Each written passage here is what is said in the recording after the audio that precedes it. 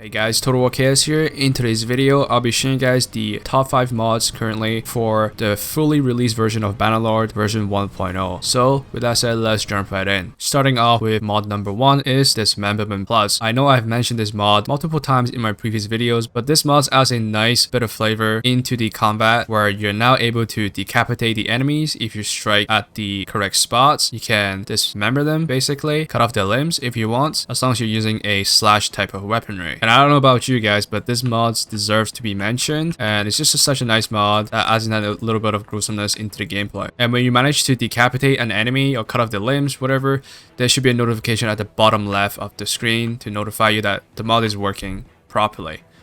Number 2, improved Garrison. So once you enter into a fiefdom that belongs to you, and on the right side of the screen you'll see like an extra arrow, and if you click on this you'll see an entirely new menu with an overview of your fiefdoms. Whichever one you select, you can do recruitments where you can recruit from prisoner, recruit from regions. If you want, you can go back to the vanilla recruitment style, which apparently it is recommended to keep this disabled, and you can create a new recruiter and you can limit how many troops you recruit, or if you really want you can recruit only elite troops, etc. And if you want to buy horses or not. There's also training where we can enable improved garrison training, and there's a limit we can put on how high tier of a unit we want them to upgrade to. If we don't want to spend too much money, then we want to limit it to low, obviously. If we want them to be really high quality units, then you can obviously jack it out, max it out. You can also recruit guards, which is a completely new feature compared to the other two. You can have them patrol your town, escort, and you can also have them automatically defend villages and whatnot and roam the region area. There's also a new option to transfer your garrison units. So what I assume is when you click transfer troops, you can transfer units from one garrison to another without having to do this yourself manually, which is quite convenient if you have many fiefdoms. There's also a management tab, which I'm not 100% sure what copy to all castles or copy to all towns mean. You can try that and let me know as well in the comment section down below. And what I assume here on the right is just basic upgrading your city, town projects, nothing special here. Number 3, MoreArenas. This mod compared to the other mods are a lot simpler. It basically just adds in more arena maps whenever you do tournaments. As somebody who does a lot of tournaments, especially during the early game, you do get a little tired and bored of the same old map. So with this, it adds in a little bit of variety to the game if you're someone who does a lot of tournaments, especially if you're looking for a mod that doesn't really make any big changes to the game, just keep it nice and simple. Number 4, XorberaxLegacy mod. So this mod actually contains 9 total different mods, but they're smaller mods. I still think they're really good even on their own. So first we have Banks of Calradia, basically allows you to loan a certain amount from cities. I remember mentioning this single mod in one of my previous videos, so I definitely recommend Banks of Calradia. Cut through everyone. This one is a little bit unrealistic for me personally.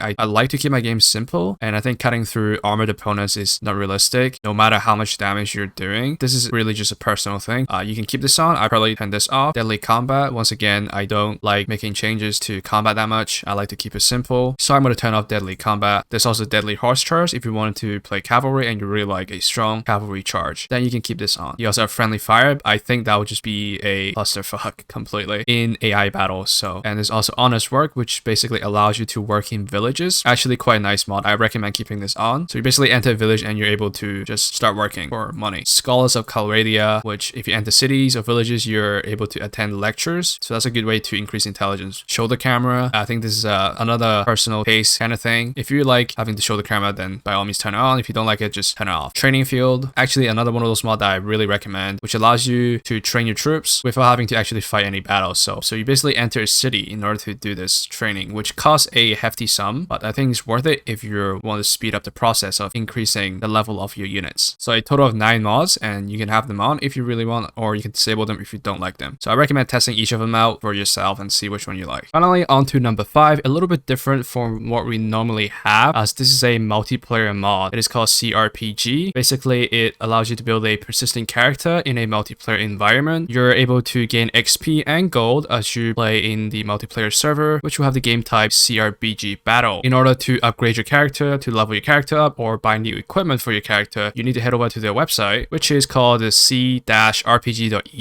website, and then you have to log in through your Steam account. As you can see here, there's a bunch of customization. You can upgrade your skills as you can normally in normal mode, and there are also a bunch of equipment you can select. However, you do have to buy them at the shop first, and obviously you gain gold from just playing the game. Try to kill your opponents. You can also skip the fun and level your character to level 25 5 immediately, but then you're unable to level it up further. So that's something you may want to consider. And I think this mod is great, especially for somebody who's bored of single player and wants to change your pace and play something a little different. So multiplayer may be the key for you. Just have a change of scenery, and keep in mind that this is not PvE, this is PvP. So I thought it was PvE at the beginning, but it is not, like North Invasion. So it is PvP, and if you're bored of single player campaign, then I recommend this mod. So that is it for this video, guys. In the future, I'll upload more mods videos because version 1.0 has just recently came out, so that means there's going to be more mods coming. These are the first 5 mods that I think is worth recommending at the moment to everyone who's playing the game. So stay tuned for more. If you found the video helpful, make sure to leave a thumbs up and subscribe for more future Bannerlord content.